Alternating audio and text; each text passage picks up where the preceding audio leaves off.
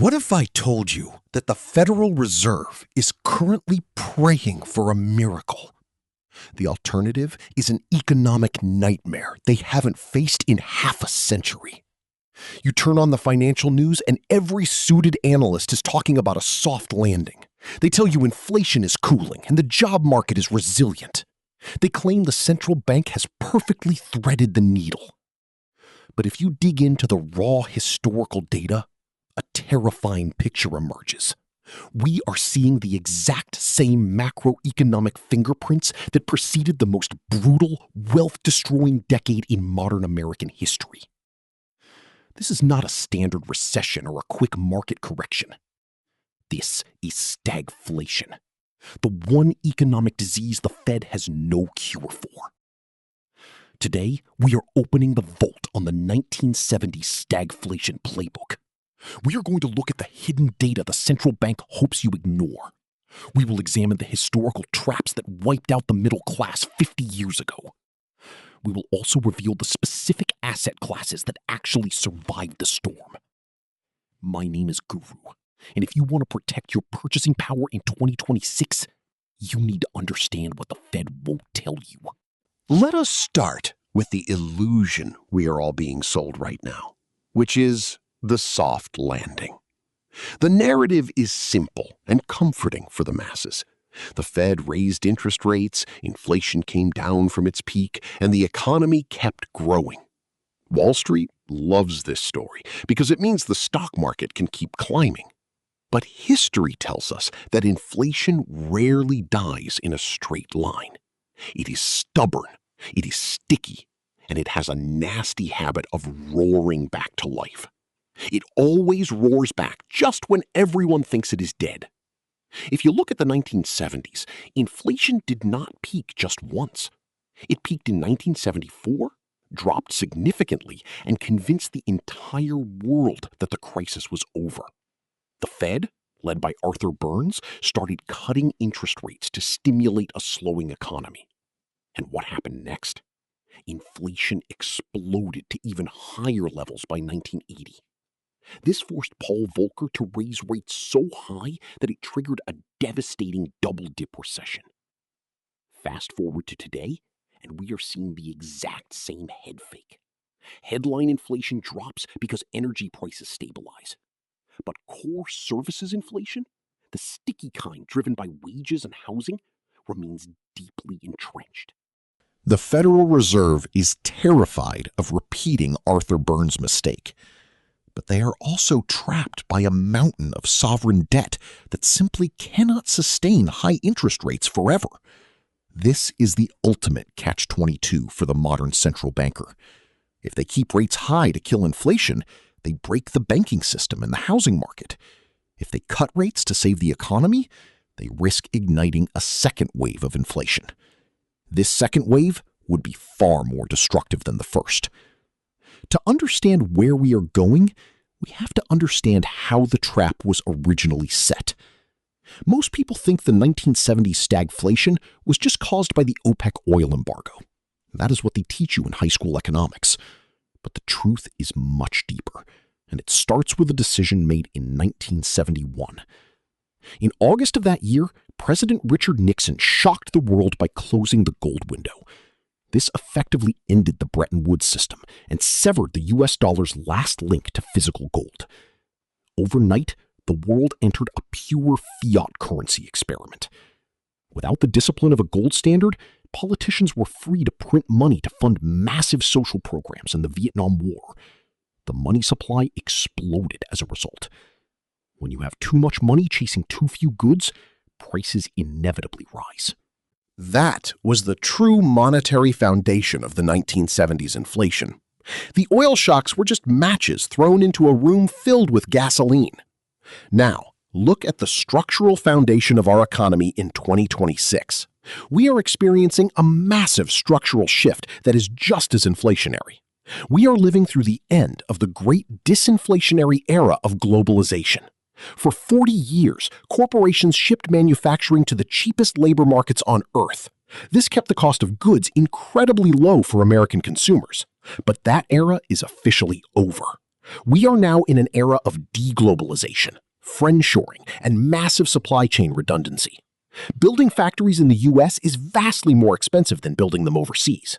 Furthermore, we are undergoing a multi-trillion-dollar energy transition. Moving from cheap fossil fuels to a new green infrastructure requires unprecedented amounts of copper, lithium, and capital expenditure. These are not temporary supply chain glitches. These are permanent, structural increases in the cost of doing business.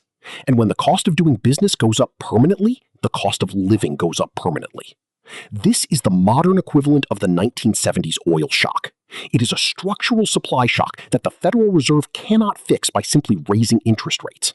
You cannot cure a shortage of copper by making credit card debt more expensive. This brings us to the most dangerous metric the Fed is watching in secret: the wage price spiral. In the 1970s, workers realized their paychecks were buying less every month. So labor unions demanded massive cost of living adjustments. Companies facing higher labor costs raised prices to protect profit margins. Workers then saw those higher prices and demanded even higher wages.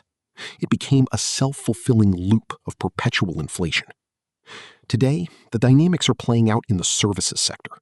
The cost of insurance, healthcare, and education is skyrocketing. Because the workforce is aging, the supply of labor remains tight. Companies are forced to pay more to retain workers, passing those costs directly to you. This is why your grocery bill feels stuck in a permanent upward ratchet, even when the news says inflation is defeated.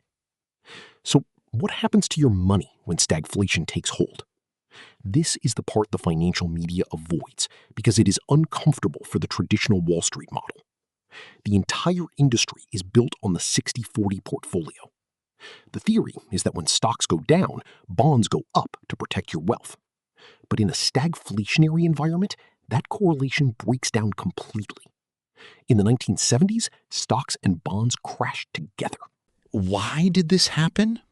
Because bonds are essentially fixed income.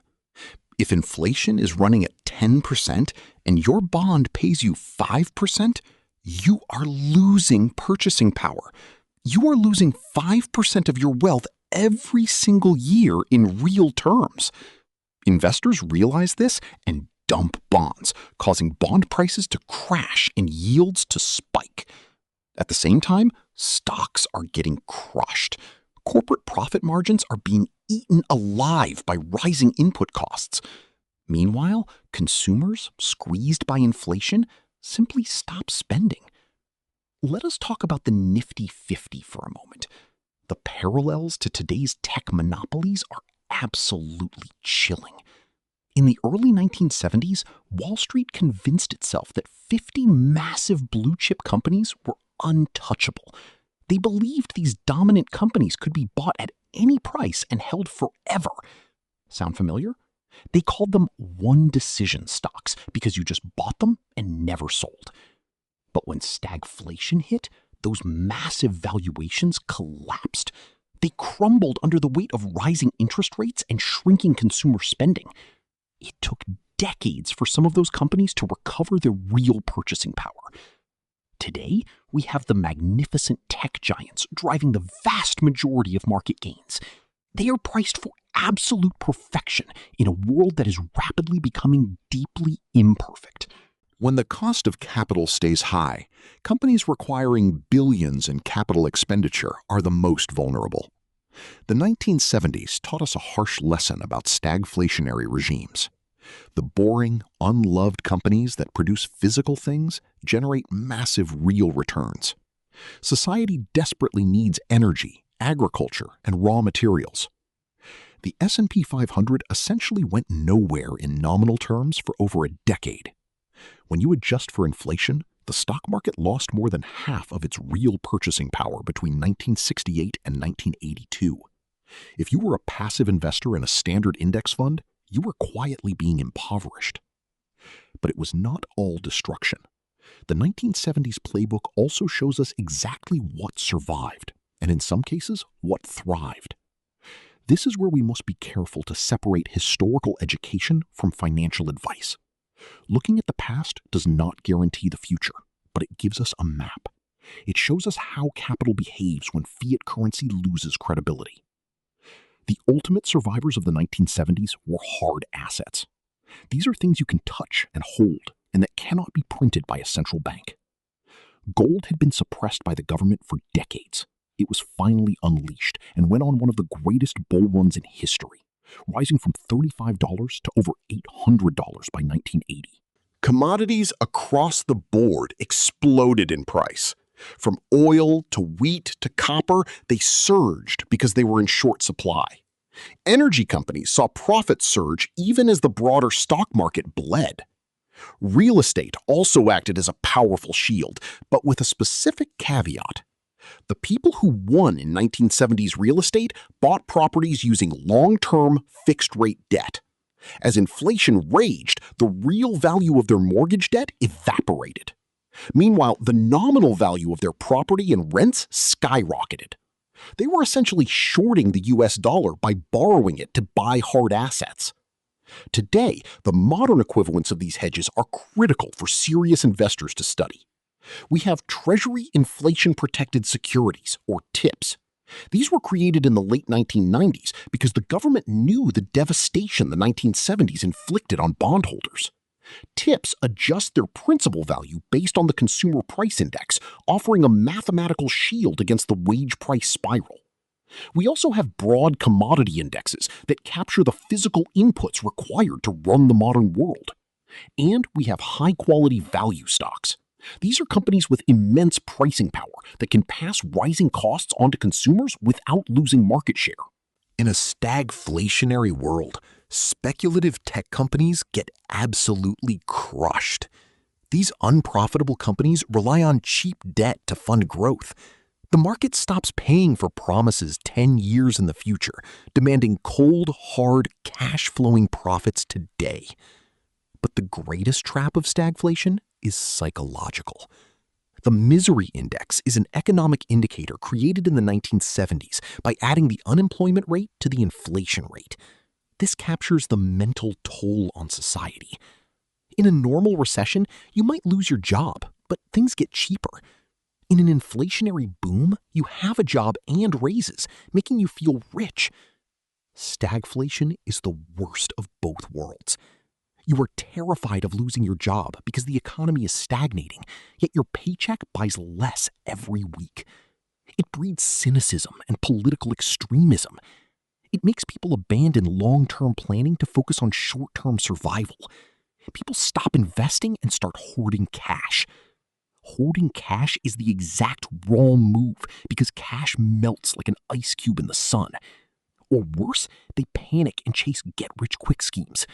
They fall for scams that promise to beat inflation, which only accelerates their financial ruin.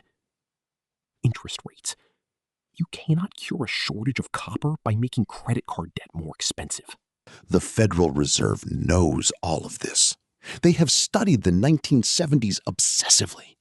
They know that the only way to truly kill stagflation is the Paul Volcker method. This means raising interest rates so high and keeping them there so long that you intentionally trigger a massive recession. You have to break the back of consumer demand and worker bargaining power. It requires immense political will and a willingness to be universally hated. But look at the political landscape of 2026. The U.S. government is running multi-trillion-dollar deficits. The interest expense on the national debt is now larger than the defense budget. If the Fed raises rates to Volcker levels, the interest payments on the national debt would bankrupt the government. They simply do not have the mathematical luxury to fight inflation the way they did in 1981. This is the hidden truth the Fed will never say out loud on a press conference. They are trapped. They will likely be forced to tolerate a higher baseline of inflation. They will let it run hot enough to inflate away the real value of the national debt. They are hoping the public does not notice their purchasing power quietly eroding. This is known as financial repression. It is a stealth tax on savers, and it is the most likely outcome of the decade we are entering. So, what is the playbook for the average American trying to navigate this silent crisis? First, you must ruthlessly eliminate variable rate debt. In a world where the Fed might keep rates higher for longer, carrying floating rate debt is financial suicide. Inflation could also force credit card companies to hike their APRs. Second, you must audit your career and your income streams for pricing power. Are you in an industry where your skills are in high demand and short supply? Can you demand a raise that matches the real cost of living? If you are a wage taker in a commoditized job, you will be the shock absorber for the entire economy. Third, you must shift your investment mindset from nominal returns to real returns. A 5% return in a savings account feels safe. But if real inflation is running at 6%, you are losing money every single day. You must educate yourself on assets that have historically maintained their purchasing power. These are the assets that protect you when fiat currencies are debased. Whether that is equities in essential industries, real assets, or inflation-protected bonds, the goal shifts. The goal is no longer just to grow your wealth. The ultimate goal is to preserve your freedom. The 1970s were not just a bad decade for the stock market. They were a masterclass in how wealth is quietly transferred from the financially illiterate to the financially prepared. The Fed is hoping you believe the soft landing narrative. They are hoping you keep your money parked in cash and standard bonds while they quietly inflate away the national debt. But you do not have to be the victim of their mathematical trap. By understanding the historical playbook, you can position yourself to survive and even thrive. You can thrive while the rest of the country wonders why their salaries do not stretch like they used to. Remember, I am an educator, not your personal financial advisor. The macroeconomic trends we discussed today require you to look at your own unique risk tolerance. You should consult with a qualified professional before making any moves. If this historical deep dive changed the way you view the current economy, you need to watch this video right here. I break down the exact mechanics of Treasury inflation-protected securities and whether they are still a viable shield for your portfolio in 2026. The numbers might just save your retirement. Click right here, and I will see you in the next one.